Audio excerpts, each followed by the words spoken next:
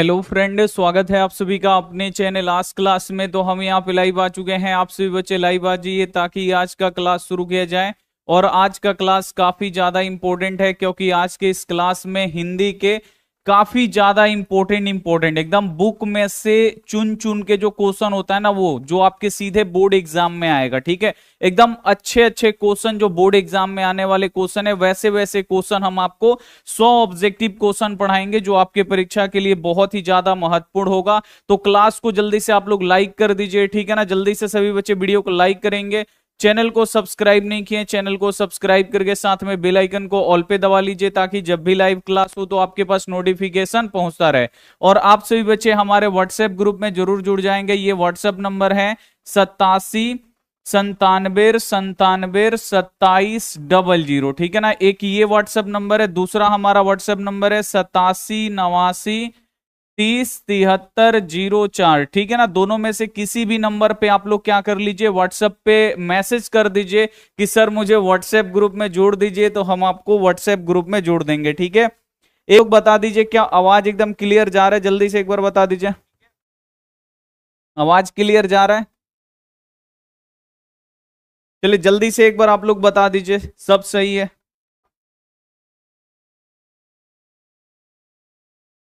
चलिए, आवाज एकदम आ रहा है। चलिए, बहुत ही बढ़िया। चलिए, तो यहाँ पे बाबू हम यहाँ पे 100 ऑब्जेक्टिव क्वेश्चन पढ़ेंगे जो इंपॉर्टेंट है आपके 2025 बोर्ड एग्जाम के लिए। ठीक है ना, एकदम वीवीआई हिंदी के क्वेश्चन है। और आप लोग ही बोले थे कि सर माइक ले लीजिए, ठीक है ना। तो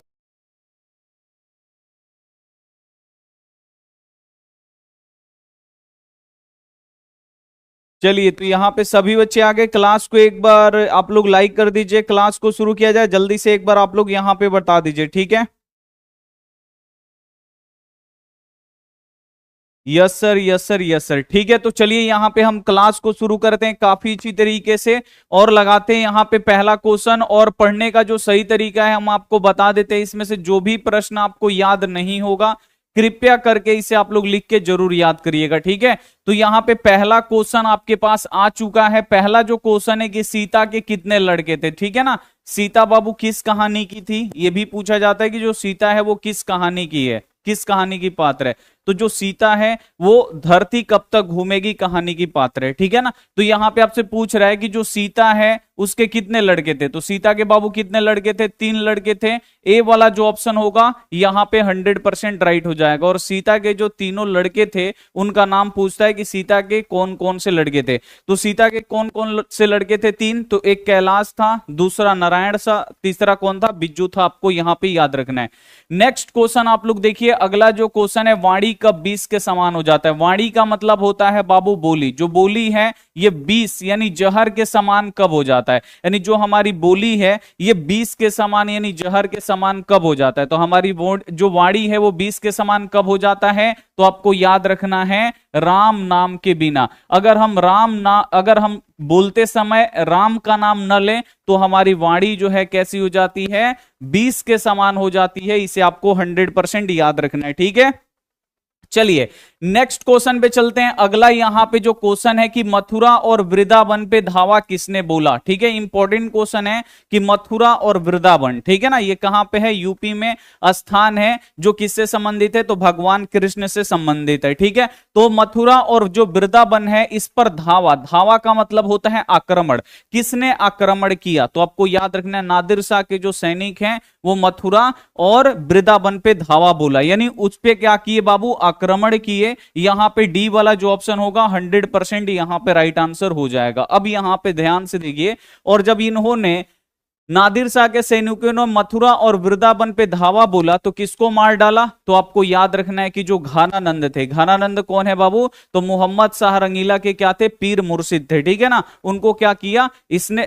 जो नादिर शाह के सैनिक हैं उनका वध कर दिया। इसे आपको याद रखना है, ठीक है। अगला यहां पे जो क्वेश्चन है कि मंगमा के परिवार में कुल कितने आदमी थे, यानी जो मंगमा थी उसके परिवार में टोटल कितने लोग थे। तो मंगमा के परिवार में बाबू कितने लोग थे? तो मंगमा के जो परिवार है उसमें में टोटल 4 लोग थे। कौन कौन थे बाबू मंगमा के परिवार में? तो एक खुद मंगमा थी, ठीक है, उसका एक बेटा था, ठीक है, और बेटा का शादी हो गया था तो उसकी पत्नी भी थी, ठीक है, और इन दोनों से क्या था बाबू, उसका एक छोटा सा बेटा भी था, ठीक है ना, इन दोनों से, बेटा और बहू से, यानी टोटल कितने लोग थे, तो टोटल यहां पे जो मंगमा के परिवार में थे टोटल यहां पे 4 लोग थे, इसे आपको याद रखना है। नेक्स्ट जो क्वेश्चन आपसे पूछता है कि जो मंगमा है वो क्या बेचती है, तो मंगमा बाबू क्या बेचती थी, तो आपको याद रखना है कि मंगमा दही बेचती है, ठीक है, इसे आपको 100% यहां पे याद रखना है।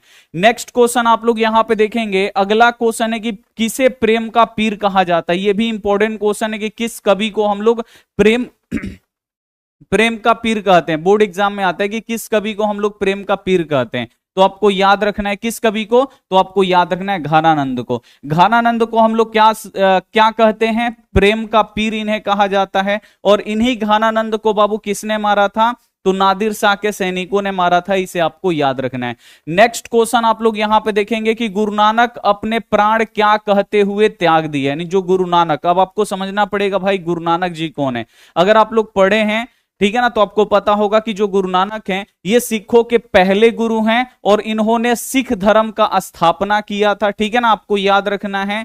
और इनका जन्म कहां पे हुआ था, तो लाहौर के जो पाकिस्तान है उसमें एक लाहौर जिला है, लाहौर जिला में, ठीक है ना, और इनका जन्म किस गांव में हुआ था, तो इनका गांव का नाम है तलबंडी, और इनका जन्म जिस स्थान पर हुआ था, ठीक है ना, यह भी बोर्ड एग्जाम में आता है कि इनका जन्म जिस स्थान पे हुआ था उसे क्या कहते हैं, तो उसे ननकाना साहब कहते हैं, इसे आपको याद रखना है, ठीक है। तो गुरु नानक अपने प्राण क्या कहते हुए बाबू त्याग दिए, तो आपको याद रखना है वाहे गुरु, वाहे गुरु बोलते हुए ये अपना प्राण त्याग दिए, ठीक है ना, इसे आपको याद रखना है, बी ऑप्शन बिल्कुल सही हो जाएगा, बोर्ड एग्जाम में आता भी है।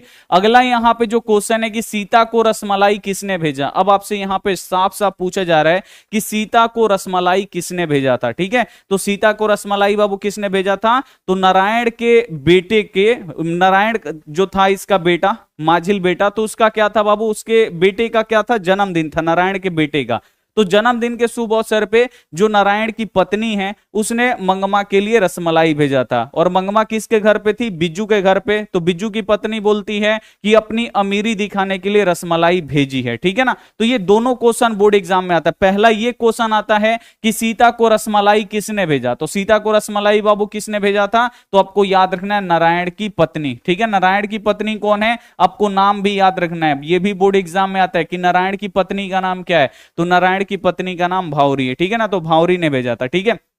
अब ये क्वेश्चन आता है बोर्ड एग्जाम में कि अपनी अमीरी दिखाने के लिए रसमलाई भेजी है, ऐसी किसने बोला, तो अपनी अमीरी दिखाने के लिए रसमलाई भेजी है ऐसे कौन बोला था, तो आपको याद रखना है बिज्जू की जो पत्नी थी पुष्पा, क्योंकि इसी के घर पे मंगमा थी, क्योंकि इसके जो बेटे थे वो क्या किए थे, एक एक महीना का बाबू यहां पे लगा दिए थे कि एक महीना माँ जो है वो एक महीना जो माँ है एक बेटे के पास रहेगी, एक महीना दूसरे बेटे के पास, फिर एक महीना तीसरे बेटे के पास, ऐसे ही, ठीक है। तो जब भी क्वेश्चन आएगा सीता को रसमलाई किसने भेजा था, तो सीता को रसमलाई किसने भेजा था, नारायण की जो पत्नी है भावरी ने भेजा था, और किसने बोला था कि अपनी अमीरी दिखाने के लिए रसमलाई भेजी है, तो आपको याद रखना है बिज्जू की जो पत्नी थी, कौन थी बिज्जू की पत्नी, पुष्पा, इसने बोला था, इसे आपको याद रखना है, ठीक है। अगला यहां पे जो क्वेश्चन है कि यहां पे बिरजू महाराज किस शैली के नर्तक हैं, अब आपको पता है ना कि जो बिरजू महाराज हैं इनका जन्म कहां पे हुआ था, तो लखनऊ घराने में, लखनऊ में हुआ था, ठीक है ना, और जो बिरजू महाराज हैं ये लखनऊ घराने के 7वीं पीढ़ी के कलाकार है, ये बोर्ड एग्जाम में आता है कि जो बिरजू महाराज है ये लखनऊ घराने के किस पीढ़ी के कलाकार है, तो जो बिरजू महाराज हैं ये लखनऊ घराने के 7वें पीढ़ी के कलाकार है, इसे आपको याद रखना है। और जो बिरजू महाराज है ये क्या थे, तो बिरजू महाराज नर्तक थे, यानी डांसर आप लोग बोल सकते हैं, ठीक है ना, बिरजू महाराज क्या थे, नर्तक थे, और ये कौन सा डांस करते थे आपको बताना है, ठीक है ना, तो ये कौन सा डांस करते थे, तो आपको नाम याद रखना है कथक, बोर्ड एग्जाम में आते हैं, 100% आपको याद रखना है कि जो बिरजू महाराज हैं इन्होंने ये कौन सा डांस करते थे यहां पे, तो आपको याद रखना है किस शैली, शैली का मतलब होता है वही किस प्रकार का डांस करते थे, तो आपको याद रखना है कथक डांस करते थे। इंपॉर्टेंट क्वेश्चन है, इसे आपको 100% याद रखना है। नेक्स्ट क्वेश्चन आप लोग देखिए, अगला जो क्वेश्चन है सुजान सागर किसकी रचना है, यह भी बोर्ड एग्जाम में आता है, सभी के सभी क्वेश्चन इंपॉर्टेंट है, एक एक क्वेश्चन आपको याद रखना है। क्वेश्चन है कि सुजान सागर किसकी रचना है, तो सुजान सागर और दूसरा है बाबू यहां पे सुजान रस खान, तो दोनों आपको यहां पे याद रखना है, एक सुजान सागर और दूसरा सुजान रस खान, दोनों के दोनों क्वेश्चन बोर्ड में आते हैं। तो सुजान रसखान, इसमें रसखान है ना बाबू लास्ट में, तो ये रसखान लिखे हैं, आपको याद रखना है कौन लिखे हैं, रसखान लिखे हैं। और जिसमें सुजान सागर आता है तो सुजान सागर कौन लिखे हैं, तो आपको याद रखना है कौन लिखे थे बाबू, घनानंद लिखे थे, इसे आपको याद रखना है। क्योंकि इनकी जो प्रेमिका थी, प्रेमिका का नाम क्या था, तो प्रेमिका का नाम था बाबू, आपको याद रखना है, घनानंद की प्रेमिका का नाम था बाबू यहां पे सुजान, तो इसीलिए इन्होंने सुजान सागर लिखा। ठीक है, तो ये दोनों क्वेश्चन आता है कि सुजान सागर किसने लिखा, घनानंद ने। सुजान रसखान किसने लिखा, तो लास्ट में रसखान है, तो रसखान लिखे थे, इसे आपको 100% याद रखना है। ठीक है, समझ में आ रहा है, आवाज क्लियर जा रहा है, जल्दी से एक बार आप लोग यहाँ पे कमेंट करके बता दीजिए। और यहाँ पे ऑडियो में नया माइक लिए बाबू, ऑडियो में कोई दिक्कत तो नहीं है ना, जल्दी से एक बार आप लोग यहाँ पे कमेंट करके बता दीजिए। ऐसे तो नहीं ना हो रहा है कि रुक रुक के यहाँ पे आवाज आ रहा हो या कुछ भी। अगर ऑडियो क्लियर है तो आपको ओके लिखना है, ठीक है ना, एक बार आप लोग ओके लिख दीजिए। और सभी बच्चे क्या करिए, वीडियो को आप लोग लाइक कर दीजिए, एक बार आपको ओके लिख देना अगर ऑडियो क्लियर है। अगर नहीं है तो नोट भी लिख सकते हैं। ठीक है, चंद्रमणि बहुत ही बढ़िया। चलिए ऋतुराज, पंकज, आरडीएक्स, विराट बहुत ही बढ़िया। चलिए जल्दी से, वाह एकदम क्लियर है, चलिए एकदम क्लियर है ना जी। चलिए नेक्स्ट क्वेश्चन पे हम लोग चलते हैं। अगला जो क्वेश्चन है कि बहू की दशा कैसी है, मगरमच्छ जैसी, मछली जैसी कि सम्मान इनमें से कोई नहीं। तो बहू की दशा कैसी है, तो बहू और सास वाली कहानी कौन सी है, तो आपको पता चल जाना चाहिए। तो क्वेश्चन ये आता है कि बहू की जो दशा है वो कैसी है, तो सास बहू की कहानी कौन सी है, तो आपको याद रखना है दही वाली मंगमा। उसमें जो मंगमा की बहू का नाम क्या है, नजम्मा है, और नजम्मा बाबू उसकी दशा कैसी थी, तो आपको याद रखना है मगरमच्छ जैसी। यानी मगरमच्छ जैसे आंसू बहाते हैं ना, दिखाने वाले अलग, जो सच वाले जो होते हैं वो अलग आंसू, वही आपको याद रखना है। ये मगरमच्छ जैसी थी, इसे आपको याद रखना है, ठीक है ना, मतलब अपने फायदे का खाली सोचती थी। तो जब भी क्वेश्चन आएगा कि बहू की दशा कैसी है, तो मगरमच्छ जैसी। और जो मंगमा है, ये भी बोर्ड एग्जाम में आता है कि मंगमा की बहू का नाम क्या है, तो ये सब आपको याद रखना है कि मंगमा की बहू का नाम क्या है, जम्मा है, इसे आपको याद रखना है। अगला क्वेश्चन है किसने, यहां पे किसने मदन को एक घूसा रसीद कर दिया। अब आपको बताना है कि किसने मदन को एक घूसा मारा। तो मदन को एक घूसा कौन मारा था, तो खोखा मारा था, इसे आपको याद रखना है। अब यहां पे दो को क्वेश्चन बनेगा कि जो खोखा है इसका दूसरा नाम क्या है, तो खोखा का दूसरा नाम क्या है, कासू है, इसे आपको याद रखना है, ठीक है ना। खोखा का दूसरा नाम क्या है, कासू है। और खोखा किसका लड़का है, तो जो खोखा है वो सेन साहब का लड़का है, इसे आपको 100% याद रखना है, ठीक है। नेक्स्ट क्वेश्चन आप लोग देखिए, अगला जो क्वेश्चन, ये भी वीवीआई क्वेश्चन है कि ग्रामीण जीवन का यथार्थवादी चित्रण प्रेम घन रचित किस काव्य में है। अब आपको बताना है कि ग्रामीण जीवन को यथार्थवादी चित्रण प्रेम घन ने किस रचना में किया है। तो प्रेम घन की वो कौन सी रचना है जिसमें ग्रामीण जीवन के बारे में दर्शाया गया है। ये भी बोर्ड एग्जाम के लिए बहुत ही ज्यादा इंपॉर्टेंट है, इसे आपको याद रखना है। तो ग्रामीण जीवन का यथार्थ चित्रण बाबू किसमें किया गया है, तो आपको याद रखना है जीर्ण जनपद, आपको याद रखना है जीर्ण जनपद जो है, आपको याद रखना है प्रेम घन ने लिखा है। ये बोर्ड एग्जाम में पूछ सकता है कि जीर्ण जनपद किसने लिखा है, तो जीर्ण जनपद बाबू किसने लिखा है, प्रेम घन ने। और जीर्ण जनपद में जो ग्रामीण जीवन है ना, उसके बारे में इसमें लिखा गया, तो ये आपको याद रखना है। अगला यहां पे जो क्वेश्चन है ये भी इंपॉर्टेंट है कि सीता के बेटों ने सीता को कितने रुपए माहवारी खर्च देने का निर्णय लिया, ठीक है ना। इसका बड़ा बेटा है कैलाश, वो बोलता है कि मां कब तक इधर उधर लुढ़कती रहेगी। तो ये भी बोर्ड एग्जाम में पूछता है कि किसने बोला कि मां कब तक इधर उधर लुढ़कती रहेगी, तो जो सीता का बड़ा लड़का है कैलाश, वो बोलता है। यहां पे क्वेश्चन आता है कि सीता के बेटों ने सीता को कितने रुपया माहवारी खर्च यानी महीना का खर्च देने का निर्णय लिया। तो जो कैलाश है वो बोलता है कि अब माँ को हम लोग 50-50 रुपए मिला के देंगे, और जो माँ है वो अब अलग बना के खाएगी। तो आपको याद रखना है 50-50 रुपया, बोर्ड एग्जाम के लिए आता है बाबू, इंपॉर्टेंट है।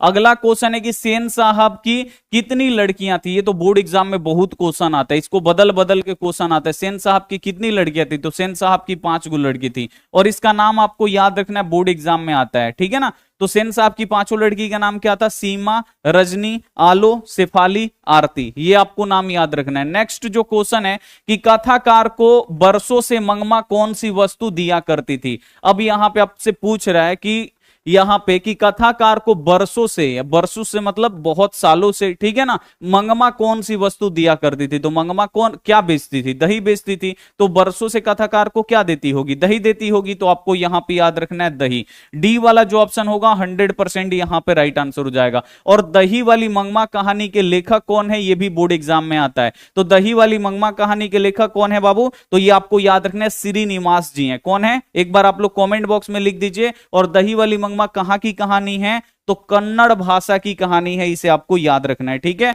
नेक्स्ट क्वेश्चन आप लोग देखिए, ये भी इंपॉर्टेंट है कि बहादुर का पूरा नाम क्या था? बहादुर कौन था बाबू? तो ये नेपाल से भागकर लड़का आया था, वो भी अपने मां के डर से भागा था, मां के मार के डर से नेपाल से लड़का भाग कर आया था, जिसका पूरा नाम क्या था? दिल बहादुर। बहादुर का पूरा नाम क्या है? ये भी बोर्ड एग्जाम में आता है। तो बहादुर का पूरा नाम है दिल बहादुर।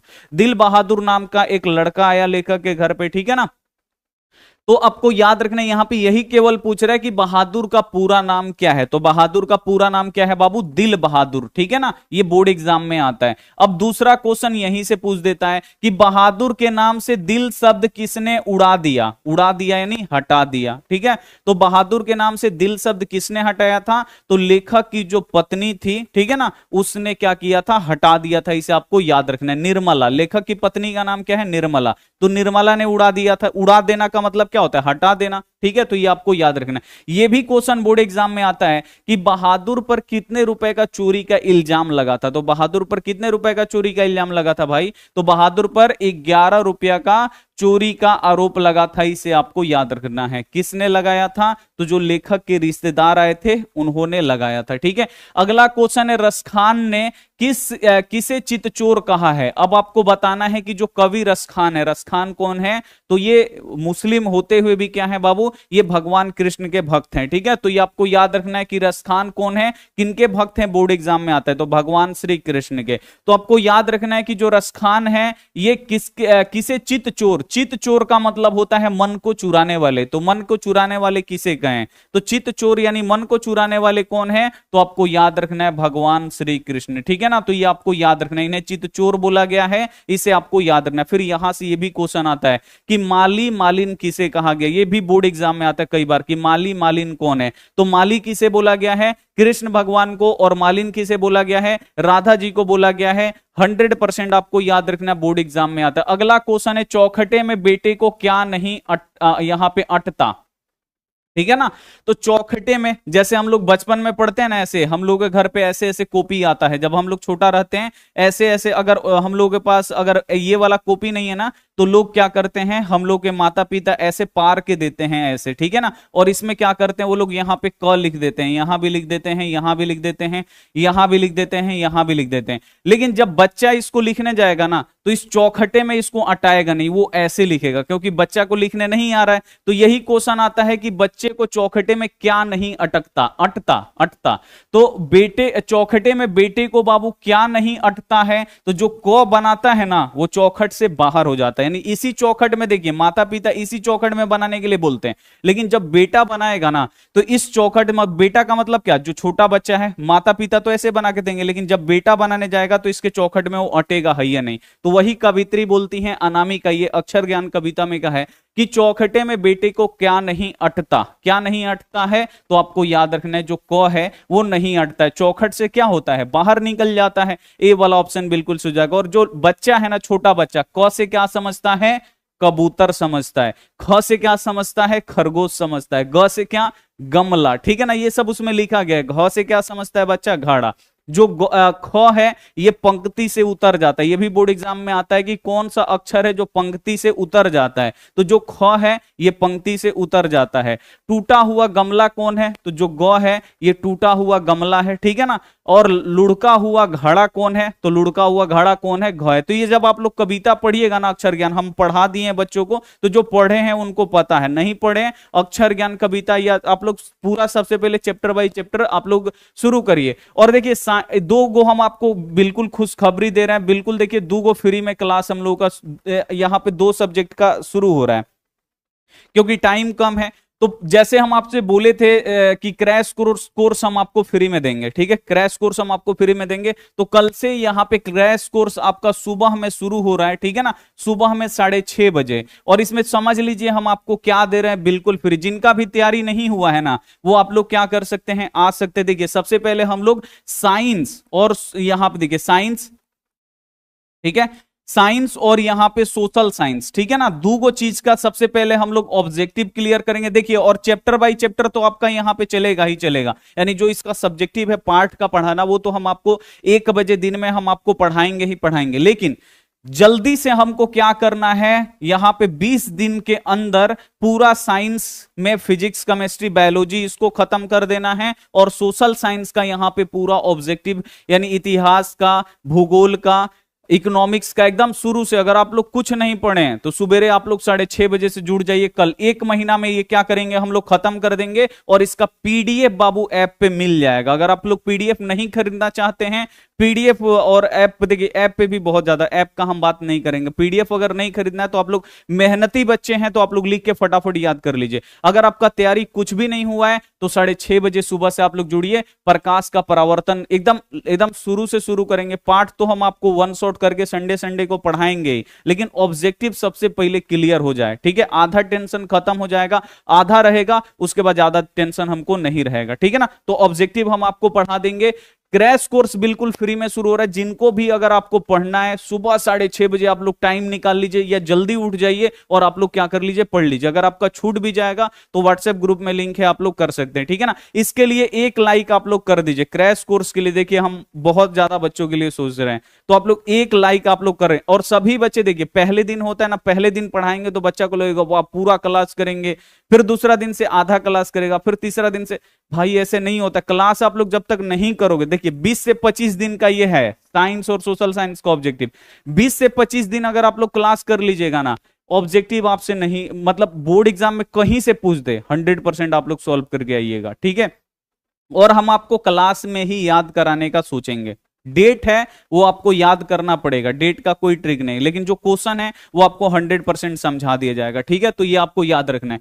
सीता के पुत्रों का नाम क्या, आप चलिए अब हम यहां पे आते हैं, तो हम आपको बता दिए, ठीक है ना। टाइम क्या रहेगा हम लोगों का, 6:30 बजे। और कल डेट कौन सा है, 7 है ना, आज 7 है, तो कल 8 तारीख आपको याद रखना है, 8 सितंबर। नहीं तो बच्चा ये पुराना वाला वीडियो देखेंगे ना तो उनको लगेगा फिर कल से शुरू हो रहा है। 8 सितंबर बाबू आपको याद रखना है, 8 सितंबर से ये शुरू हो रहा है, ठीक है। तो ये आपको याद रखना है। सीता के पुत्रों के नाम क्या है बाबू, तो जो सीता थी इसके कितने लड़के थे, 3। कौन, कैलाश, नारायण, बिज्जू। देखिए 2024 में इसी साल पूछा गया है, तो आपको याद रखना है सबसे बड़ा लड़का कैलाश, इसके बाद वाला लड़का नारायण, इसके बाद वाला लड़का बिज्जू। अब यहां पे क्वेश्चन आता है कि कैलाश की पत्नी का नाम क्या है, ये भी बोर्ड एग्जाम में बाबू आया है। तो कैलाश की पत्नी का नाम क्या है, राधा है, इसे आपको याद रखना है। नारायण की पत्नी क्या है, आपको कमेंट करके बताना है। बिज्जू की पत्नी का नाम क्या है, पुष्पा है, इसे आपको याद रखना है। तो ये बोर्ड एग्जाम में बाबू आ रहा है। कैलाश की पत्नी राधा, नारायण का आपको बताना है। बिज्जू की जो पत्नी है, आधा, इसमें भी आधा जो है तो इसमें भी आधा वाला, जो आधा वाला आपको याद रखना है। तो ये ट्रिक से याद हो जाता है। बिज्जू की जो पत्नी है वो पुष्पा है, आधा 100 उसमें भी है, आधा अक्षर इसमें भी, आधा अक्षर इसमें भी, आपको याद रखना है। तो जल्दी से आप लोग बता दीजिए यहां पे नारायण की जो पत्नी है उसका नाम क्या है, जल्दी से आप लोग यहां पे कमेंट करके बताएंगे। भांवरी, बहुत ही बढ़िया हमारे प्यारे बच्चे। ऐसे आप लोग अगर याद करिएगा ना तो कोई भी सब्जेक्ट यहां पे आपको दिक्कत नहीं करेगा, ठीक है ना। नारायण की पत्नी कौन है, भांवरी है, ठीक है ना। तो कैलाश की पत्नी राधा, नारायण की पत्नी भांवरी, बिज्जू की पत्नी जो है पुष्पा है, इसे आपको याद रखना है। अगला जो क्वेश्चन है कि परदेश की विद्या पढ़ने का क्या परिमाण हुआ है, यानी यहां पे लेखक बोल रहे हैं कि विदेशी विद्या पढ़ने से क्या हुआ है। सबकी बुद्धि भारतीय हो गई है कि सबकी बुद्धि विदेशी हो गई है कि सबकी बुद्धि आध्यात्मिक हो गई है कि उपयुक्त सभी। तो अगर हम विदेशी विद्या पढ़ेंगे तो हम लोगों का दिमाग भी कैसा होगा, विदेश के जैसे बच्चे होते हैं वैसे ही हमारा दिमाग होगा। तो यहां पे कहने का मतलब वही है, परदेश यानी विदेशी विद्या पढ़ने से हमारा परिमाण, हमारा जो दिमाग है वो कैसा हो गया है। तो आपको याद रखना सबकी बुद्धि जो है वो विदेशी हो गई है, इसे आपको याद रखना। परदेश की विद्या पढ़कर परदेशी दिमाग हो गया है, इसे आपको याद रखना। अगर भारत का किताब पढ़ेंगे तो भारतीय संस्कार के बारे में जानेंगे, विदेश का किताब पढ़ेंगे तो विदेशी संस्कार के बारे में पढ़ेंगे, ठीक है ना। तो ये आपको याद रखना है। वारेन हेस्टिंग्स कौन था ये आपको बताना है, यहां से क्वेश्चन को बन जाता है। तो वारेन हेस्टिंगस कौन थे? भारत के गवर्नर जनरल थे। और वारेन हेस्टिंगस जो है ना बाबू, ये भारत के थे गवर्नर जनरल, अंग्रेज थे, ठीक है ना। और इनको बनारस के पास, कहां? बनारस के पास, आपको याद रखना, ऐसे ही लिख देते हैं बनारस। बनारस के पास 172 दारिस नामक सोने के सिक्का मिला था। तो यहां से देखिए बहुत सारा क्वेश्चन आता है। पहला, वारेन हेस्टिंगस कौन थे? तो भारत का गवर्नर जनरल थे, ठीक है। पहला तो ये क्वेश्चन, कहां पे दारिस नामक सोने का सिक्का मिला था? तो कहां पे? बनारस के पास दारिस नामक सोने का सिक्का मिला था। फिर क्वेश्चन आता है कि कितने दारिस नामक सोने के सिक्के मिले थे? तो 172 दारिस नामक सोने के सिक्के मिले थे। दारिस क्या है? ऐसे भी बोर्ड एग्जाम में आ जाता है, दारिस क्या है? तो दारिस क्या है? प्राचीन कालीन यानी पुराने समय का सोने का सिक्का, ठीक है। तो इतना क्वेश्चन आता है, आपको याद रखना है। गांव में जुआरी किस्म का व्यक्ति कौन है? अब आपसे यहां पे पूछ रहा है साफ साफ कि गांव में बाबू जुआ कौन खेलता था? तो कहानी पढ़े ना, दही वाली मंगमा। तो गांव में जुआरी किस्म का व्यक्ति कौन था? आपको याद रखना, रंगप्पा, ठीक है ना। जुआ खेलता था, पैसा। अब दूसरा क्वेश्चन बाबू यहीं से बनता है कि मंगमा से कर्ज कौन मांग रहा था? जो मंगमा थी, मंगमा कहानी का है ना, तो मंगमा से कर्ज कौन मांग रहा था? तो आपको याद रखना, यही रंगप्पा, ठीक है ना। यही जो रंगप्पा था वो मंगमा से कर्ज मांग रहा था, इसे आपको याद रखना है। अमराई का कुआं कहां है भाई? अमराई का कुआं बोर्ड एग्जाम में आता है। अमराई का कुआं कहां है? यहीं पे क्या किया था? जो रंगप्पा था, हाथ पकड़ा था। तो अमराई का कुआं कहां है? तो आपको याद रखना, ये रास्ते में पड़ता है। दही बेच के आती है ना, तो रास्ते में पड़ता है। मंगमा जब दही बेचने जाती है तो रास्ते में पड़ता है, इसे आपको याद रखना है। तो अमराई का कुआं कहां पे है? तो आपको याद रखना है, अमराई का कुआं रास्ते में है, इसे आपको 100% याद रखना है। अगला क्वेश्चन है, प्रेमघन अपना आदर्श किसे मानते थे? अब आपको बताना है कि जो कवि प्रेमघन है वो अपना आदर्श किसे मानते? बोर्ड एग्जाम के लिए इंपॉर्टेंट, ये सब हम आपको बाबू पढ़ा दिए। तो जो कवि प्रेमघन है वो अपना आदर्श किसे मानते हैं? तो भारतेंदु हरिश्चंद्र को। इंपॉर्टेंट क्वेश्चन है, इसे आपको याद रखना है कि जो प्रेमघन है वो अपना आदर्श व्यक्ति किसे मानते थे? तो भारतेंदु हरिश्चंद्र को। अगला जो क्वेश्चन है कि गुरु नानक का जन्म स्थान ननकाना साहब अब कहां है? अब देखिए बोर्ड एग्जाम में आ रहा है कि जो गुरु नानक जी हैं, जो सिखों के पहले गुरु हैं, इनका जन्म हो गया लाहौर के पाकिस्तान, जो पाकिस्तान है, पाकिस्तान के लाहौर में। इनका गांव का नाम क्या है? तलबंडी, ठीक है ना। और इनका जन्म जिस स्थान पे हुआ था उसे ननकाना साहब बोलते। तो यहां पे साफ साफ पूछ रहे हैं कि जो गुरु नानक है, इनका जन्म स्थान ननकाना साहब अब कहां है? कहां है बाबू? तो आपको याद रखना है, पाकिस्तान में। कहां पे है?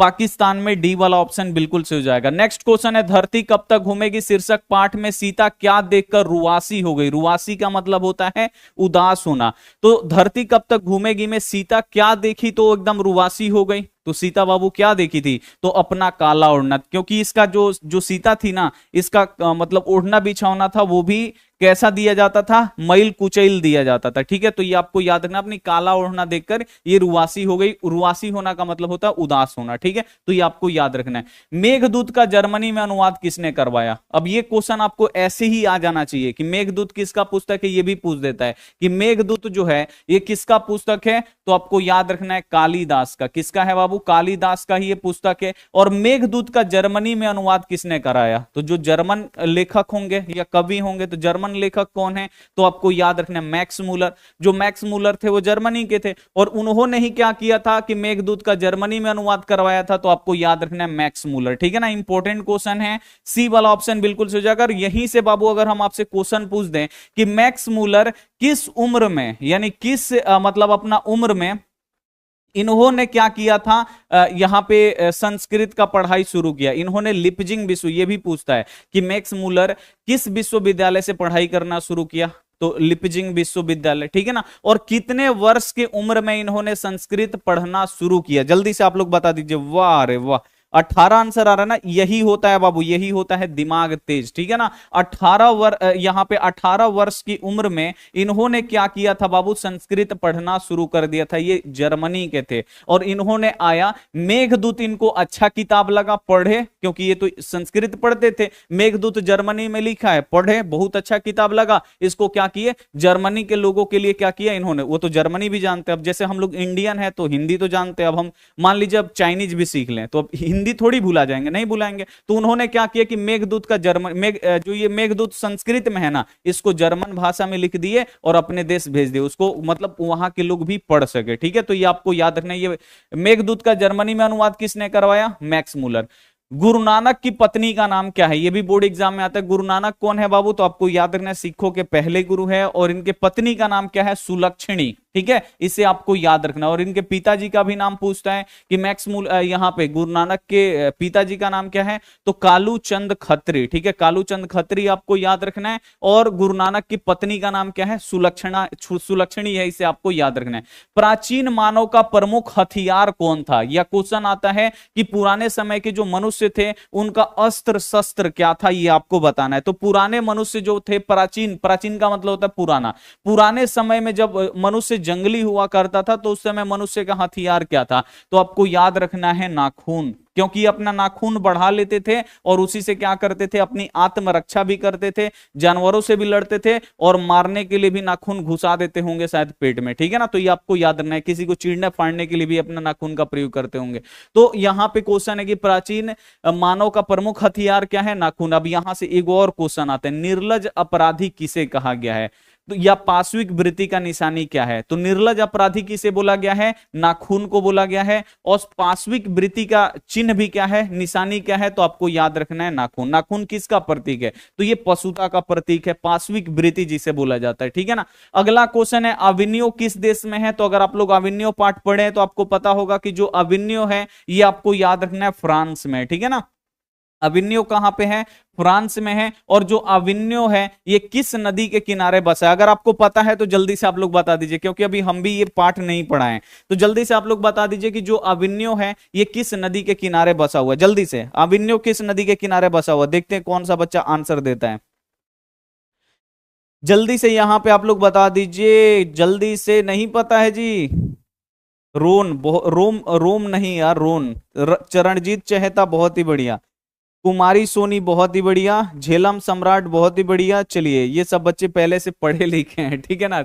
अगर आपको नहीं पता है तो बाबू भावुक बिल्कुल भी नहीं है ना, दिल पे नहीं लेना है, क्योंकि हम आपको पढ़ाएंगे। ठीक है, तो यहां देखिए अविन्यो किस देश में स्थित है, तो आपको याद रखना है फ्रांस में। और जो अविन्यो क्या है, अविन्यो शहर का नाम है। ठीक है ना, और जो अविन्यो शहर है ये रोन नदी के किनारे, लिख देते हैं बाबू ऐसे, रोन, रोन नदी के किनारे बसा हुआ है, इसे आपको याद रखना है। जैसे पटना गंगा नदी के किनारे बसा हुआ है ना, वैसे ही जो अविन्यो है वो रोन नदी के किनारे बसा हुआ है।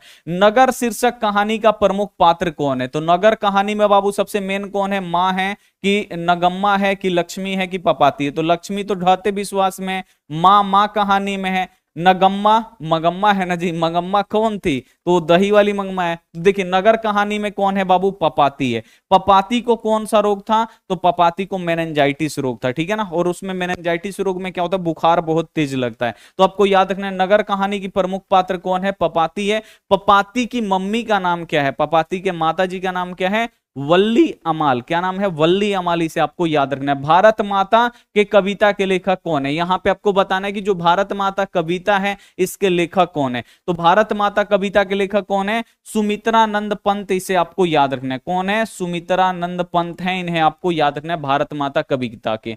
रसखान किस छंद में सिद्ध थे, बोर्ड एग्जाम के लिए इंपॉर्टेंट क्वेश्चन, बोर्ड एग्जाम में बार बार आता है कि जो रसखान थे ये किस में सिद्ध थे, तो जो रसखान थे वो सवैया और छंद में ये क्या थे बाबू, सिद्ध थे, इसे आपको याद रखना है। और जो घनानंद थे ना, ये सवैया और धनछारी, दोनों में थोड़ा सा का अंतर है, रसखान और घनानंद में, दोनों ही कृष्ण के भक्त थे। ठीक है, तो आपको याद रखना है कि जो रसखान है ये किस छंद में सिद्ध थे, तो सवैया और छंद में। ठीक है ना, और जो घनानंद थे ना ये सवैया और धनछारी में, इसे आपको याद रखना है। ठीक है, नेक्स्ट क्वेश्चन आप लोग देखिए, हिरोशिमा किस देश में है, तो बाबू हिरोशिमा पर ही परमाणु बम यानी अणु बम गिराया गया था, किसके द्वारा, तो अमेरिका लाके गिरा दिया था। तो हिरोशिमा कहां है बाबू, तो आपको याद रखना है ये जापान में है। ठीक है, सी वाला ऑप्शन बिल्कुल इस हो जाएगा। और इसी पर क्या किया था, परमाणु बम गिराया गया था, ये आपको पढ़ा, हिरोशिमा पार्ट है, हम आपको पढ़ाए भी हैं। ठीक है ना, और उगते सूरज का देश किसे कहा जाता है, ये भी बोर्ड एग्जाम में आता है कि उगते सूरज का देश किसे कहते हैं, तो जापान को बोलते हैं। ठीक है, लेखक के रिश्तेदार ने बहादुर पर क्या आरोप लगाए, तो बहादुर पर बाबू लेखक के जो रिश्तेदार थे वो बहादुर पर क्या आरोप लगाए, उसकी मेहरारू बोलती है रिश्तेदार की कि अभी साड़ी के खूंटा से 11 रुपए निकाल कर यहीं चरपाई पे रखे, हमें मिल नहीं रहा है। तो डायरेक्ट किस पे इल्जाम लगता है? बहादुर पर क्या लगता है? चोरी का इल्जाम। क्या चुराने का आरोप लगता है? तो पैसे चुराने का आरोप लगता है बहादुर पर। और कितने रुपए चुराने का आरोप लगता है? तो बोलती है कि 11 रुपया साड़ी के आंचर के खूंट से अभी खोल के रखे हूं, मिल नहीं रहा है। ठीक है, तो 11 रुपए का चोरी का आरोप किस पे लगता है? तो बहादुर। बहादुर कौन था? तो घर का नौकर था। ठीक है, अगला क्वेश्चन है कि एस रंगराजन किस लेखक का पूरा नाम है? अब आपको बताना है कि जो ये एस रंगराजन है ये किस लेखक का पूरा नाम है। तो एस रंगराजन का पूरा नाम क्या है, यानी पूरा किस लेखक का या नाम एस रंगराजन है? तो आपको याद रखना है सुजाता। सुजाता, एस का मतलब होता है सुजाता, रंगराजन, तो आपको याद रखना है सुजाता रंगराजन, इन्हीं का नाम है। ठीक है, पूरा नाम। बी वाला जो ऑप्शन है बिल्कुल सही जाएगा। और सुजाता रंगराजन ने बाबू कौन सा कहानी लिखा है? तो आपको याद रखना है नगर। नगर कहानी जिसमें पपाती है, इसको कौन लिखे हैं? ये लिखे हैं, आपको याद रखना है सुजाता। ठीक है ना। श्रीनिवास क्या लिखे हैं? तो दही वाली मंगमा लिखे हैं। सतकौड़ी होता क्या लिखे हैं? ढहते विश्वास, ये उड़ीसा के थे। ठीक है, ईश्वर पेटलीकर कौन सा कहानी लिखे हैं? मां कहानी लिखे हैं, इसे आपको याद रखना है, जिसमें मंगू है। तो ये सब आपको याद रखना है। भारतीय संविधान के निर्माता में महत्वपूर्ण भूमिका किसकी है? तो भारतीय संविधान के निर्माण में महत्वपूर्ण भूमिका, यानी साफ साफ यही क्वेश्चन है कि भारतीय संविधान को किसने लिखा? तो भारतीय संविधान को बाबू किसने लिखा? भीमराव अंबेडकर। 2024 का क्वेश्चन जानते हैं क्या पूछा था? कि बाबा साहेब कहकर किसे पुकारा जाता है? तो बाबा साहेब कहकर किसे पुकारा जाता है? तो भीमराव अंबेडकर को। तो ये भी क्वेश्चन पूछ दे, आपको याद रखना है। इनका जन्म कहां पे हुआ था? महू गांव में हुआ था, मध्य प्रदेश।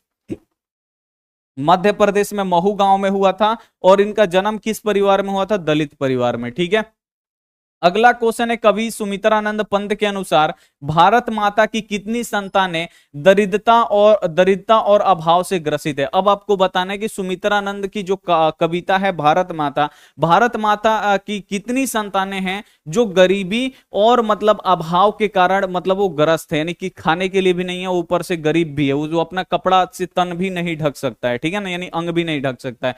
तो कवि सुमित्रानंद पंत के अनुसार भारत माता की कितनी संतानें हैं जो दरिद्रता से अभावग्रस्त है? तो आपको याद रखना है 30 कोटि उसमें लिखा रहता है। ठीक है ना, कविता में क्या लिखा है बाबू? 30 कोटि।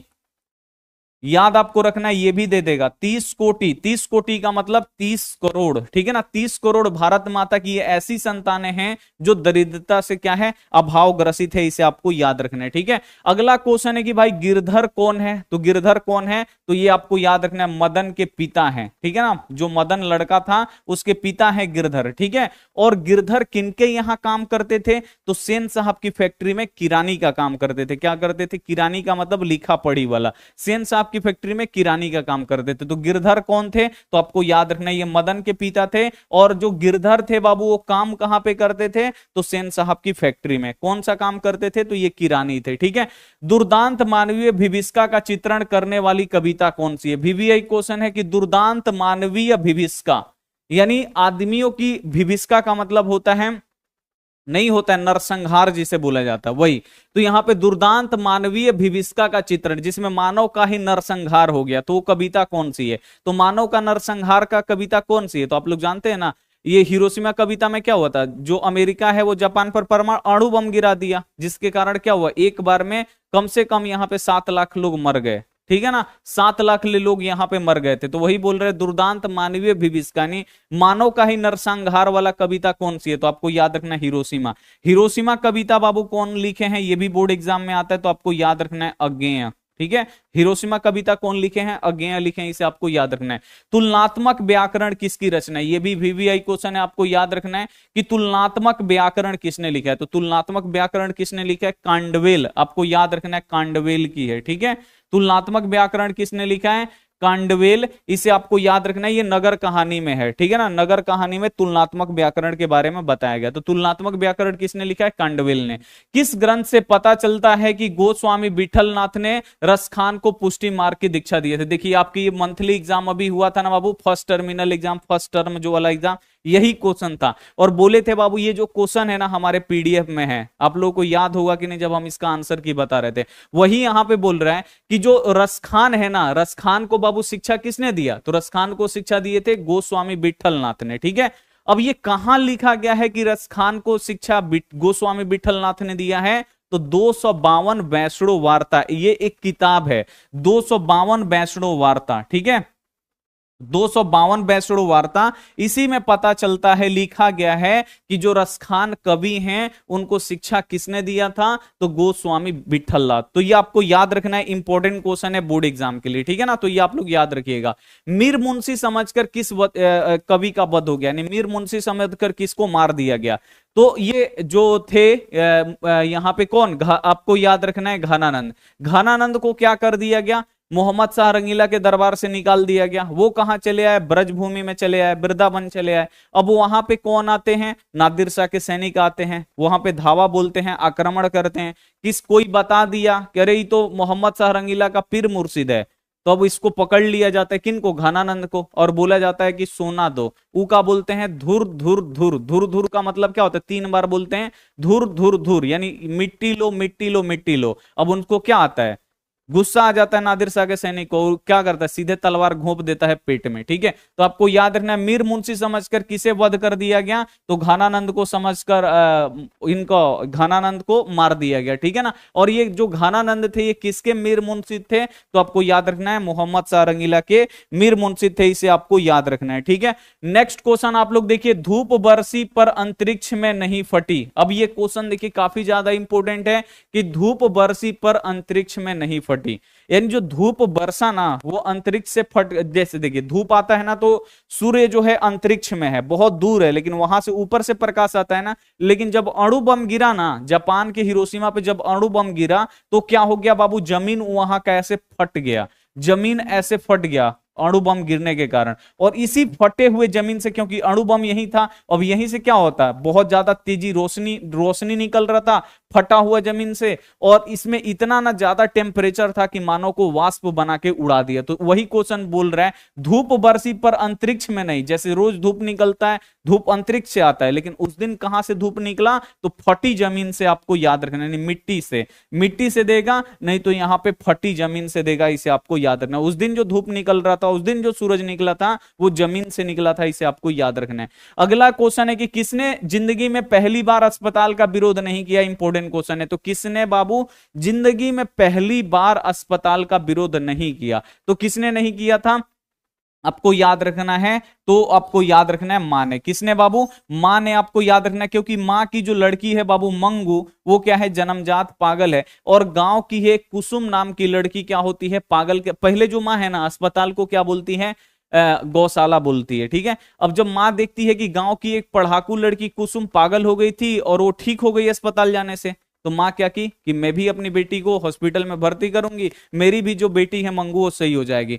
तो जिंदगी में किसने पहली बार अस्पताल का विरोध नहीं किया, तो आपको याद रखना है मां ने क्या देखा तो अस्पताल का विरोध नहीं किया, तो गांव की एक कुसुम नाम की लड़की जो बाहर रह के पढ़ रही थी, वो पागल हो गई थी, उसको पागलों के हॉस्पिटल में भर्ती कराया गया, वो सही हो गई, तब मां को भरोसा हुआ, ठीक है, तब ये पहली बार विरोध नहीं करते। नहीं तो ये हमेशा क्या बोलती है, अस्पताल गौशाला है, गौशाला, वहां पे मंगू नहीं जाएगी। हिरोशिमा कविता में सूरज की संज्ञा किसे दिया गया, अब हिरोशिमा कविता में बाबू सूरज किसे बोला गया, कौन बच्चा गुस्सा हो रहा है, रिजवान अंसारी सर, संडे को नॉन हिंदी होगा, पीडीएफ भेज दीजिए नॉन हिंदी का। नॉन हिंदी का बाबू पीडीएफ तो जितना पढ़ाएं डाल दें, ठीक है। देखते हैं, 1 बजे दिन में करा देंगे, चलो नॉन हिंदी 1 बजे दिन में करा देंगे, चलो कोई दिक्कत नहीं, गुस्सा मत हो जाओ, करा देंगे 1 बजे दिन में।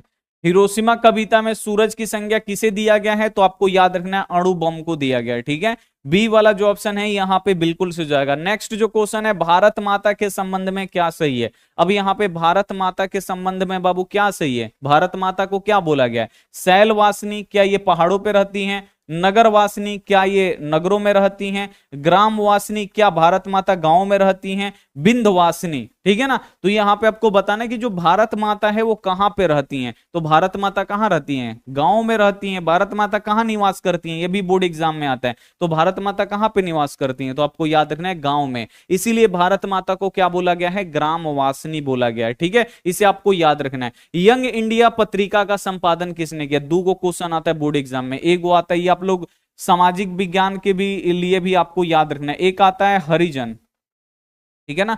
एक आता है बाबू अपना हरिजन और दूसरा आता है अपना यंग इंडिया। तो दोनों का नाम आपको याद रखना है, यंग इंडिया और हरिजन जो पत्रिका है ना, दोनों पत्रिका है, इसका संपादन किसने किया था? तो यंग इंडिया और हरिजन पत्रिका का जो संपादन है वो महात्मा गांधी जी ने किया था। इसे आपको याद रखना है, सी वाला जो ऑप्शन होगा बिल्कुल सो जाएगा, एकदम आप लोग याद कर लीजिएगा, बोर्ड एग्जाम में आता है कि यंग इंडिया ये भी पत्रिका है, हरिजन है ये भी पत्रिका है, दोनों का संपादन किसने किया है? तो आपको याद रखना है महात्मा गांधी जी ने। और ये दोनों क्वेश्चन अलग अलग आता है, क्वेश्चन पूछ देगा कि हरिजन पत्रिका का संपादन किसने किया? तो गांधी जी ने। ठीक है, नेक्स्ट क्वेश्चन है, शहर के कन्या विद्यालय में पढ़ने वाली गांव की लड़की पागल हो गई थी, उसका नाम क्या है? फिर वही क्वेश्चन आ गया कि शहर की जो कन्या विद्यालय में पढ़ने वाली लड़की है जो पागल हो गई थी, फिर उसको पागलों की हॉस्पिटल में भर्ती कराया जाता है, फिर वो सही हो जाती है, तब मां को यकीन होता है कि नहीं मंगू को भी मैं हॉस्पिटल में भेजूंगी तो वो भी सही हो जाएगी। तो ये आपको बताना है कि शहरों के कन्या विद्यालय में पढ़ने वाली गांव की लड़की जो पागल हो गई थी उसका नाम क्या था बाबू? कुसुम। जब इसको फिर हॉस्पिटल में भर्ती कराया जाता है पागलों की हॉस्पिटल में, तो फिर यही जो कुसुम है ठीक हो जाती है और जिंदगी में पहली बार जो माँ है वो अस्पताल का विरोध नहीं करती है। लेकिन इससे पहले माँ जो है हमेशा अस्पताल का विरोध करती है, बोलती है कि जो अस्पताल है वो गौशाला है। ठीक है, अगला क्वेश्चन है, कवि के अनुसार भारत माता की आंखें, कवि के अनुसार बाबू भारत माता की ये दोनों आंखें क्या है?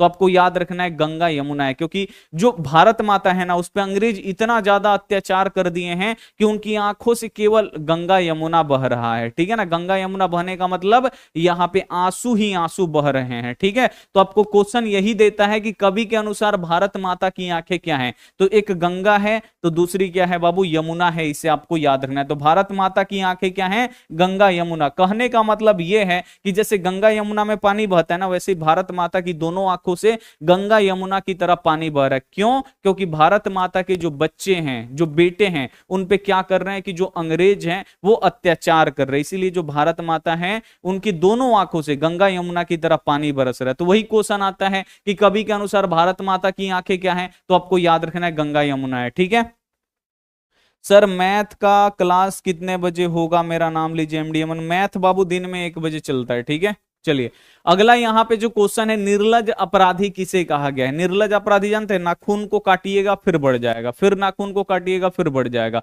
तो निर्लज अपराधी किसे कहा गया है? नाखून को। ठीक है, या क्वेश्चन ऐसे आता है कि द्विवेदी जी ने निर्लज अपराधी किसे कहा है? तो द्विवेदी जी निर्लज अपराधी बोले या कोई भी निर्लज अपराधी बोले, वो कौन है? नाखून है, क्योंकि इसमें लाज नहीं है। निर्लज किसे बोला जाता है? जिसमें लाज नहीं होता है। ठीक है, उसे निर्लज बोला जाता है। जैसे नाखून, नाखून को काटिएगा फिर नाखून बढ़ जाएगा, फिर काटिएगा फिर बढ़ जाएगा, तो ये क्या है? निर्लज अपराधी है, इसे आपको याद नहीं, इसमें लाज नहीं है। अज्ञेय के नाम से हिंदी के इतिहास में कौन सा वाद जुड़ा हुआ है? अज्ञेय कौन है बाबू? तो ये हिरोशिमा कविता के लेखक हैं और इनके नाम से हिंदी साहित्य में कौन सा वाद जुड़ा हुआ है?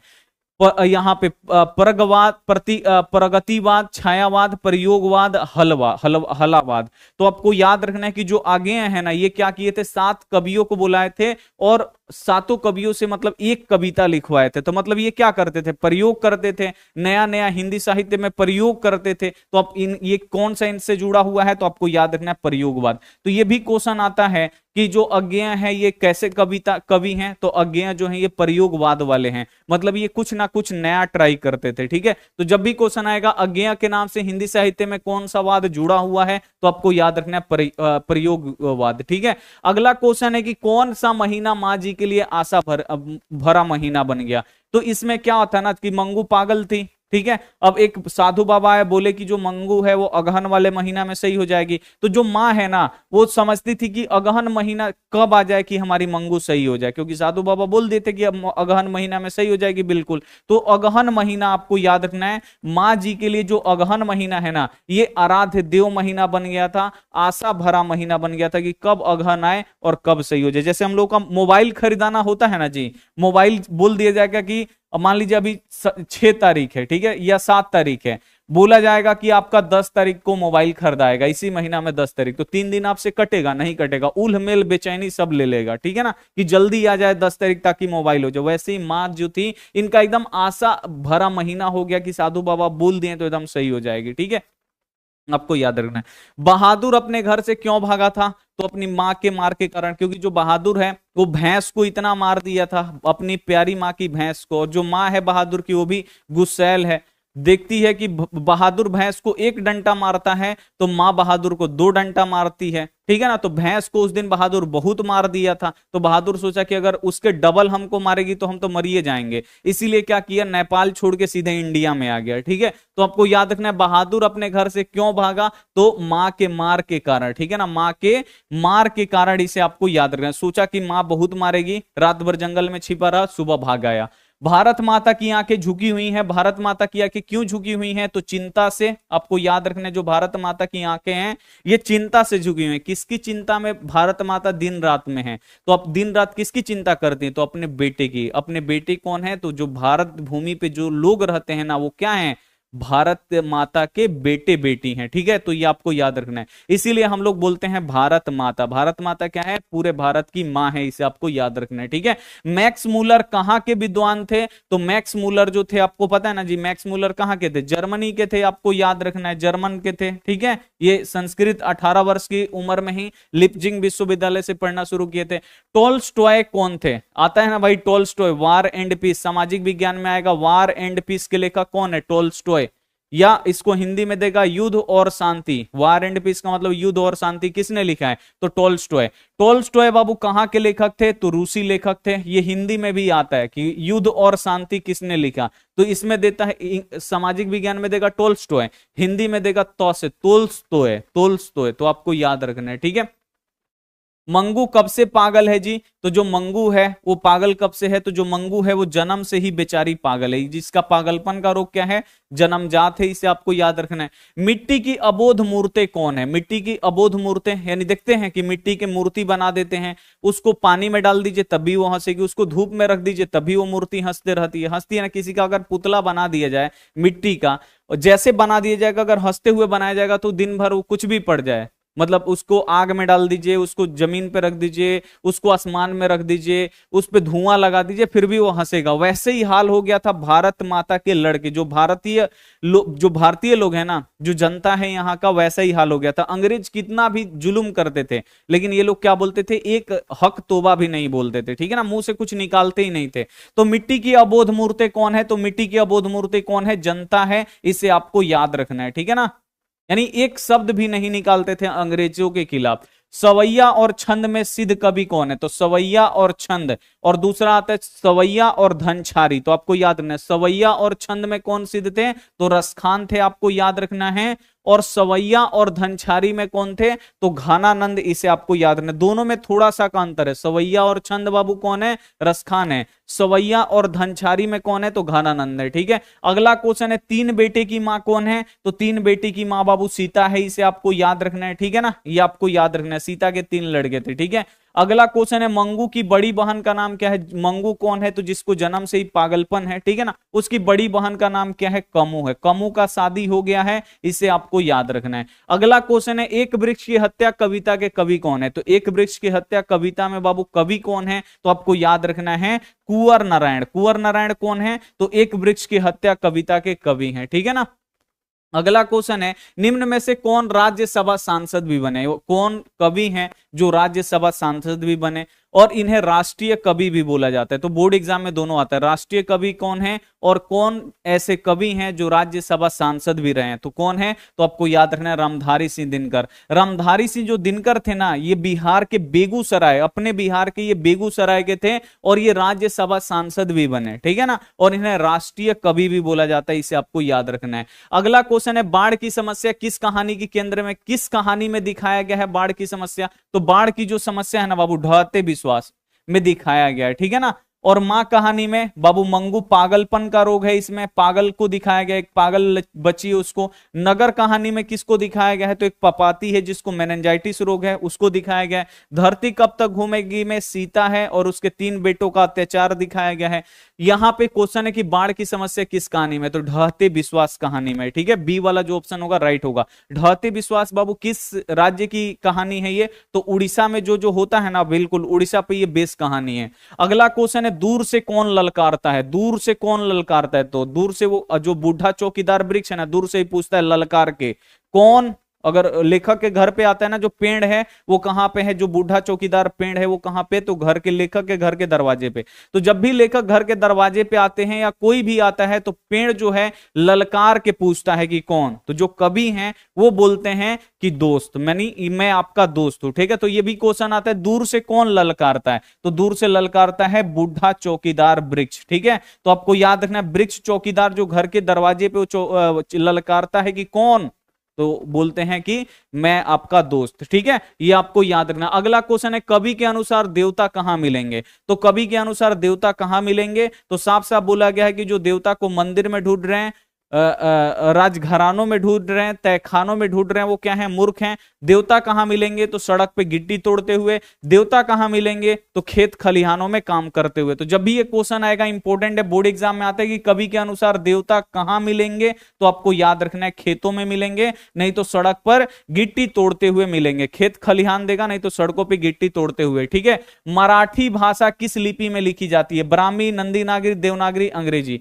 तो आपको याद रखना है मराठी, नेपाली, नेवरी, हिंदी, बहुत ऐसी भाषाएं हैं जो किस में लिखी जाती है, देवनागरी में। तो मराठी भी देवनागरी में लिखी जाती है, जो यहां पे हिंदी लिखा गया है ये भी देवनागरी लिपि में लिखा गया है। आपका नेपाली, नेवरी, ये सब भाषा जो है ना वो किस में लिखा जाता है, देवनागरी में ही लिखा जाता है।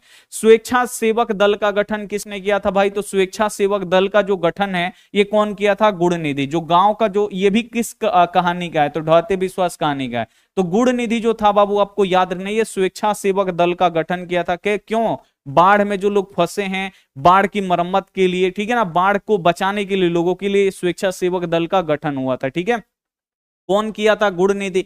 गुड़ निधि कहां से लौट कर आया था, कटक से। गांव में पढ़ने वाला व्यक्ति कौन है, बोर्ड एग्जाम में आता है, तो गांव में पढ़ाकू लड़का कौन था, गुड़ निधि था, इसे आपको याद रखना है। कविरस खान किस राजवंश में उत्पन्न हुए, तो जो कविरस खान है वो किस राजवंश में उत्पन्न हुए, तो ये पठान राजवंश के थे, इसे आपको याद रखना है। ठीक है, बी वाला जो ऑप्शन होगा 100% राइट होगा कि कविरस खान किस राजवंश में उत्पन्न हुए, तो पठान राजवंश में। बाबा साहेब भीमराव अंबेडकर का जन्म कहां पे हुआ, तो मध्य प्रदेश के महू गांव में हुआ, एक दलित परिवार में हुआ, इसे आपको याद रखना है। यहां पे देखिए, बाबा साहेब भीमराव अंबेडकर का जन्म कहां पे हुआ, मध्य प्रदेश के महू गांव में, इसे आपको याद रखना है। जिन्होंने क्या किया था, भारतीय संविधान लिखा जिससे देश चलता है। बचाना है हवा को, हवा को क्या हो जाने से बचाना है, जंगल को क्या हो जाने से बचाना है। ठीक है ना, ये बोर्ड एग्जाम में आता है। तो हवा को क्या हो जाने से बचाना है, तो आपको याद रखना है धुआं हो जाने से। एक वृक्ष की हत्या कविता आप लोग पढ़े ना, उसमें लिखा है कि हवा को क्या हो जाने से बचाना है, तो हवा को धुआं हो जाने से बचाना है। नदियों को क्या हो जाने से बचाना है, तो नदियों को नाला हो जाने से बचाना है।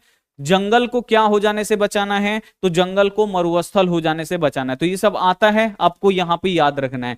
झोपड़ी और महल के लड़ाई में अक्सर कौन जीतता है, तो झोपड़ी और महल, झोपड़ी का मतलब हुआ गरीब और महल का मतलब हुआ अमीर। गरीब अमीर में लड़ाई होता है तो कौन जीतते हैं, तो पैसा के बल पे कौन जीतते हैं, अमीर आदमी, यानी महल वाले जीतते हैं। और ये सत्य भी बात है, सही भी बात है, 100% आपको याद रखना है कि झोपड़ी और महल की लड़ाई में कौन जीतता है, तो महल वाले जीते। और ये किस कहानी में है लिखा गया है, तो आपको याद रखना है ये लिखा गया है 20 के दांत कहानी में। ठीक है ना, क्योंकि जो मदन था वो गरीब घर का था और जो महल का कौन था, तो आपको याद रखना है कासू। अगला क्वेश्चन है, लक्ष्मी के बड़े लड़के का नाम क्या था, तो लक्ष्मी जो थी बाबू, इसके दो लड़के थे, एक केशव था और दूसरा क्या था बाबू, आपको याद रखना है अच्युत। ठीक है, तो आपको याद रखना है कि लक्ष्मी के बड़े लड़के का क्या नाम है, अच्युत नाम है। और लक्ष्मी का 1 साल का लड़का, आपको याद रखना है कि जो लक्ष्मी का 1 साल का लड़का था वो उसका नाम क्या था, केशव था, इसे आपको याद रखना। और जो ये बाबू केशव है ना, यही जब बाढ़ आता है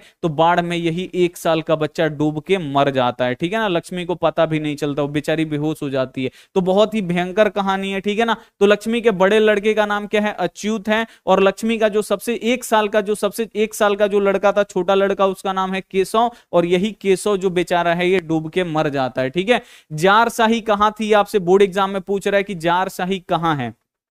जारशाही बाबू कहां है, रूस में, क्योंकि रूस के राजा को क्या बोला जाता है, जार बोला जाता है।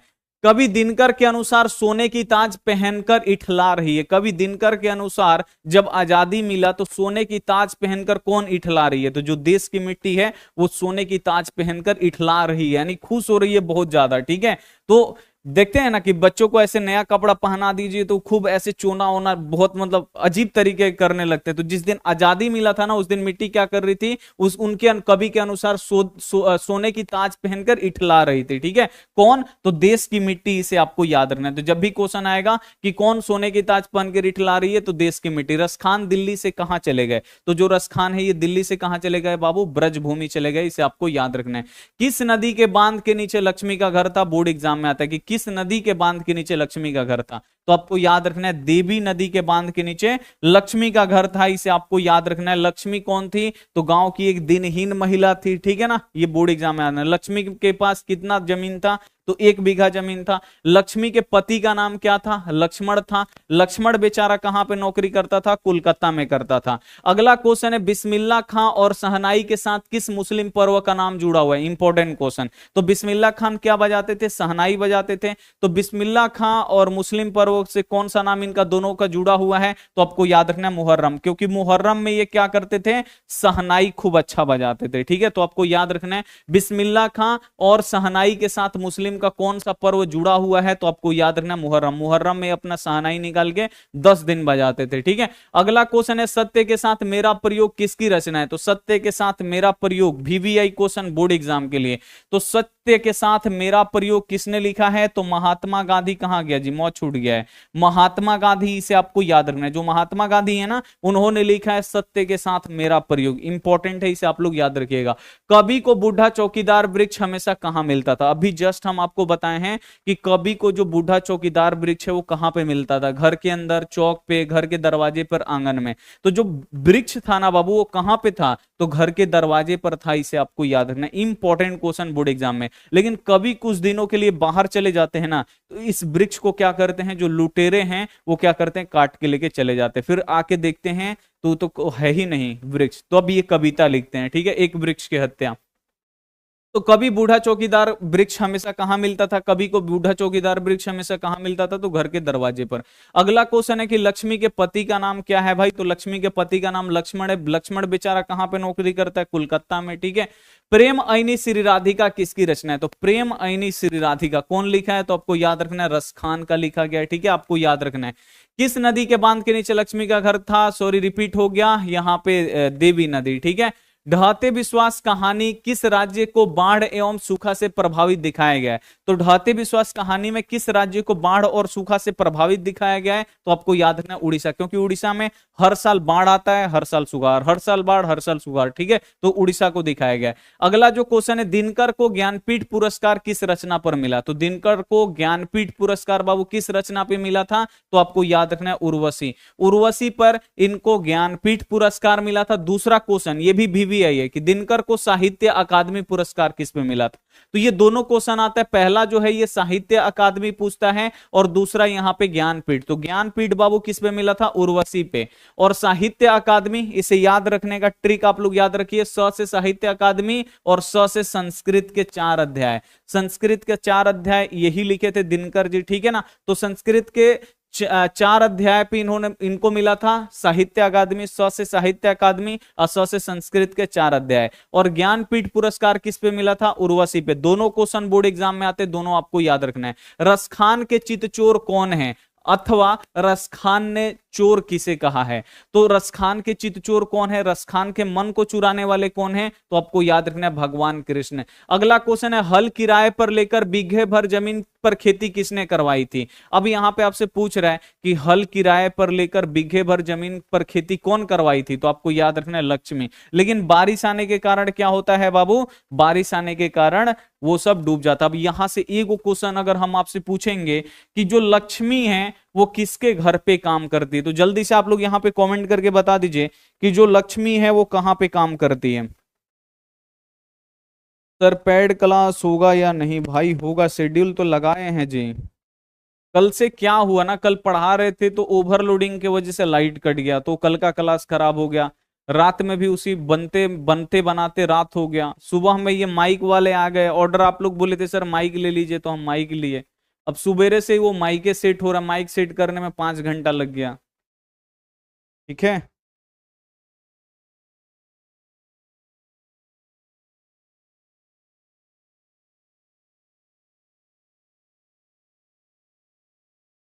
सर मैं यूपी बोर्ड से हूँ, ऑब्जेक्टिव क्वेश्चन एक भी यूपी बोर्ड से नहीं मिल रहा है सर, कुछ बताइए भाई।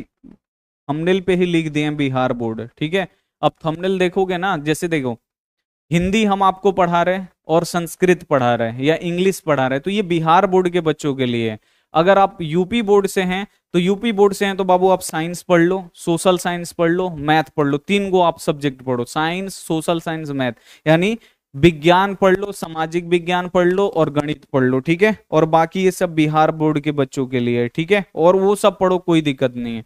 आगे यहाँ पे क्वेश्चन है, हल किराए पे लेकर, हाँ जल्दी से, कहाँ काम करती थी जी लक्ष्मी, तो तहसीलदार के यहाँ, ठीक है। अगला क्वेश्चन है, किस देश के लोग बड़े बड़े नाखून पसंद करते थे, नख पसंद करते थे, तो कहाँ कहाँ के लोग एकदम बड़का बड़का नाखून रखते थे, तो आपको याद रखना है गौड़ देश के जो लोग थे ना वो बड़े बड़े नाखून पसंद करते थे। कबीर रसखान को पुष्टि मार्ग की दीक्षा किसने दिया, तो कबीर रसखान को पुष्टि मार्ग या पुष्टि मार्ग का मतलब क्या होता है, आगे का जीवन जीने के लिए, ठीक है ना। तो कबीर खान को पुष्टि मार्ग की दीक्षा किसने दिया या कबीर खान को शिक्षा किसने दिया, तो गोस्वामी विठलनाथ, आपको याद रखना है, ठीक है ना। और ये कहां पे लिखा गया है कि जो कवि यहाँ पे रसखान को गोस्वामी विठल दास ने यहाँ पे शिक्षा दिया है, तो 252 बैसड़ों वार्ता में, ठीक है। अगला क्वेश्चन है, दारिश क्या है, क्वेश्चन है ना भाई, दारिश क्या है, तो दारिश क्या है, सोने का सिक्का है, प्राचीन कालीन सोने का सिक्का। अगला क्वेश्चन है, ढहते विश्वास शीर्षक कहानी में तूफान में किसका घर टूट गया, तो ढहते विश्वास शीर्षक कहानी में तूफान में किसका घर टूट गया था, तो आपको याद रखना है लक्ष्मी का घर टूट गया था, फिर कर्जा लेके बेचारी ये अपना घर सही कराती है। कवि को बुढ़ा चौकीदार वृक्ष हमेशा कहां पे मिलता था, तो घर के दरवाजे पर मिलता था, दो क्वेश्चन रिपीट हुआ है।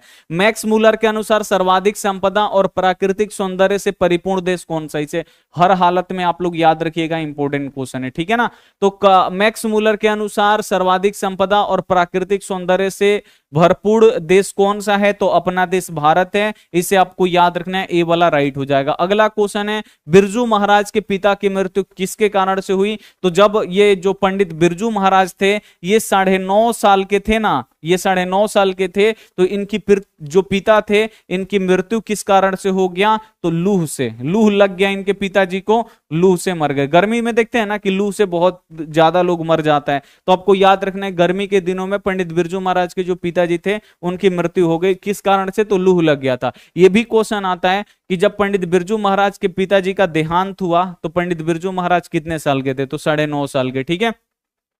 कटक शहर को बाढ़ की चपेट से बचाने के लिए किसने पत्थर के बांध बनवाए थे, कई बार हम आपको पढ़ा चुके हैं और ये कई बार आपकी परीक्षा में भी पूछा, इसी साल फर्स्ट टर्म में आया था। तो कटक शहर को बाढ़ की चपेट से बचाने के लिए किसने पत्थर के बांध बनवाए थे, तो महाराज यताति केसरी, आपको याद रखना है, ठीक है। अगला क्वेश्चन है, कवि के अनुसार जनतंत्र के देवता कौन है, तो कवि के अनुसार जनतंत्र के देवता कौन है, किसान मजदूर जो हैं वो जनतंत्र के देवता हैं, इसे आपको याद रखना है। लक्ष्मी के पास कितना जमीन था, तो जो लक्ष्मी बेचारी थी उसके पास 1 बीघा उसके पूर्वज यानी बाप दादा छोड़ के गए थे, ठीक है। कितने वर्ष की उम्र में लिपजिंग विश्वविद्यालय में मैक्स मूलर ने संस्कृत का अध्ययन शुरू कर दिया, तो कितने साल की उम्र में जो मैक्स मूलर हैं वो संस्कृत का पढ़ाई शुरू कर देते हैं, तो आपको याद रखना है 18 वर्ष की उम्र में, ठीक है। अब एक क्वेश्चन हम आपको से पूछेंगे, आपको देख रहे हैं आता है कि नहीं, और जो बच्चा आंसर बताएगा ना उसका नाम लेंगे। लास्ट क्वेश्चन है आपका यहाँ पे कि मैक्स मूलर कितने साल के थे तो उनके पिताजी मर गए, ये हम आपको पढ़ाए हैं बाबू, फ्री क्लास में हम आपको पढ़ाए। जल्दी से आप लोग यहाँ पे बताइए, मैक्स मूलर के कितने साल के थे तो उनके पिताजी मर गए, वाह कौन आंसर दिया जी सबसे पहले, सौरभ कुमार 4 साल, साहिल यादव पागल बॉय दुखी लड़का 4 साल, वाह मेरे सिर वाह, ये 4 साल के थे ना। नितेश सोनेलाल कुमार बहुत ही बढ़िया, कल ऑनलाइन आए थे लेकिन क्यों ऑफलाइन चले गए 15 मिनट बाद, बाबू वही खराब हो गया था ना, यहाँ पे लाइट ओवरलोड हो गया एक के बार, कोई परेश खोस दिया इसी में, ठीक है ना, तो एक बाइक लाइट पूरा कट गया। परेश जो होता है ना, जो इलेक्ट्रिक इस्त्री जिसे बोलते हैं, वो 1000 वाट का होता है। अभी जो हम लोगों में अभी चल रहा है ना, अभी कितना वाट है, तो ये 240 वाट का पैनल होता है, ठीक है। लाइट लगा है तो कम से कम ये 300-400 वाट का यही लाइट ही रहता है। पीसी है तो ये मतलब 100-150 वाट का पीसी हो गया, पंखा हो गया, कैमरा हो गया, यानी बहुत ज्यादा लोड पड़ जाता, उसी में कोई लाइन में परेश भी खोस दिया। अब जो है फिर जो होता है ना इन्वर्टर, उसमें ओवरलोड आ गया, इसीलिए लाइन पूरा कट गया था, ठीक है। अभी देखिए पेड क्लास अभी होगा, उसमें हिंदी व्याकरण पढ़ाई होगा कारक, ठीक है। अब पेड क्लास एक दिन भी नागा नहीं होगा, हिंदी व्याकरण होगा आपका कारक। ये क्लास आपका 9 बजे रात में शुरू होगा, ठीक है। अभी आप लोग के बीच में टाइम कितना है, 1 घंटा से लेके 15 मिनट, 1 घंटा 15 मिनट का टाइम है। आप लोग बैठ के पढ़ाई वढ़ाई करिए, बढ़िया तरीके से रिवीजन विजन करिए, आप लोगों को भी मौका मिल जाएगा। फिर 9 बजे रात में हम आपको मिलते हैं पेड क्लास में, जिसमें हम लोग कारक पढ़ेंगे, हिंदी व्याकरण। हिंदी व्याकरण भी पढ़ना बहुत ज्यादा जरूरी है, ठीक है। तो आज कभी कभी व्याकरण हो जाएगा, कभी कभी ये भी हो जाएगा, ठीक है। 98 आया, 100 में से 94 आया, बहुत ही बढ़िया। 100 में से 98, बहुत ही बढ़िया, क्या बात है। आवाज एकदम क्लियर जा रहा है कि नहीं, थोड़ा सा आवाज सुनते हैं, ठीक है।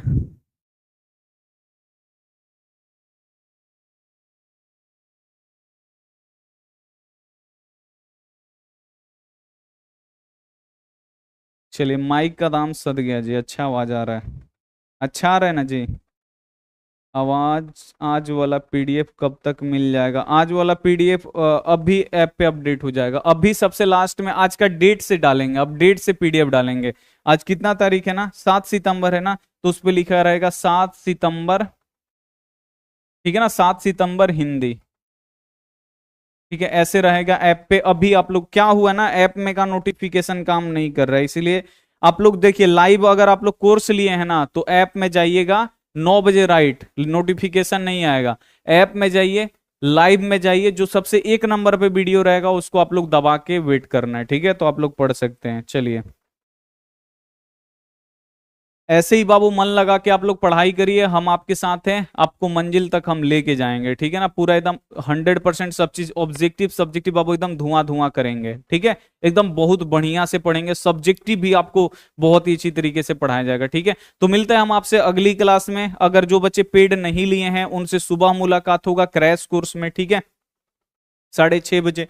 अगर आप पेड कोर्स लिए हैं तो आप लोग जरूर बाबू क्लास करो, क्लास आपका 9 बजे रात में है, तो आप लोग जरूर क्लास किया करो, ठीक है। तो हम आपसे मिलते हैं अगली क्लास में, तब तक अपना ध्यान रखो बाबू, मन लगा के पढ़ाई करिए, टेक केयर एंड बाय। और इसका पीडीएफ जस्ट आपको अभी 10 मिनट के अंदर ऐप पे अपडेट मिलेगा, ठीक है, डेट के साथ 7 सितंबर लिखा रहेगा, ठीक है, हिंदी। तो मिलते हैं हम आपसे अगली क्लास में, तब तक। अब जाते जाते एक सेकंड भाई, अपना हाजिरी आप लोग कौन कौन बच्चे नहीं लगाए, जल्दी से एक बार बाबू लाइक कर दो, देखते हैं लाइक कितना बढ़ता है। 1515 को लाइक है, 1515 को लाइक है, देखते हैं कितना बढ़ता है। जाके बाबू यहाँ पे लाइक कर दो, 1515 लाइक है अभी, देखते हैं 1519 को हुआ। जल्दी से बाबू लाइक कर दो एक बार प्लीज, कृपया करके, हाथ जोड़ के, ठीक है, जो भी बोलिएगा वो करेंगे। 1534, ठीक है, लाइक कर दो मेरे भाई। कौन बच्चा गुस्सा कर रहा है जी? अमन कुमार पासवान सर, मेरा नाम नहीं लेते हैं आप, लेते हैं कमेंट में। आई एम कम बैक, बहुत गुस्सा हूँ। अमर कुमार पासवान, अमर कुमार पासवान, नहीं भाई गुस्सा मत हो। चलिए, 1597, 1600 हो गया, बस बहुत ही बढ़िया, आपने लाइक किया। 1500 से एक के बार 1600 कर दिए, 1600 कितना हो गया, 8 गो, ठीक है, ये लाइक हो गया, बहुत ही बढ़िया। थैंक यू जो बच्चे लाइक किए, ठीक है। हम आपसे मिलते हैं बाबू अगली क्लास में। आप लोग क्लास को बाबू जरूर दूसरे बच्चों तक शेयर करो, ठीक है। हम आपके लिए फ्री में क्रैश कोर्स ला रहे हैं, जो भी बच्चे अभी तक कुछ नहीं पढ़े हैं ऑब्जेक्टिव में, सोशल साइंस, साइंस 2 विषय के लिए अभी क्रैश कोर्स आ रहा है, और 2 विषय में ऑब्जेक्टिव के लिए क्रैश कोर्स आ रहा है। तो अगर आपको करना है काफी अच्छी तरीके से तो आप लोग कर सकते हो बाबू, ठीक है। 6:30 बजे आप लोग जुड़िए सुबह में। मिलते हैं हम आपसे अगली क्लास में, तब तक अपना ध्यान रखिए, मन लगा के पढ़ाई करिए, टेक केयर एंड बाय।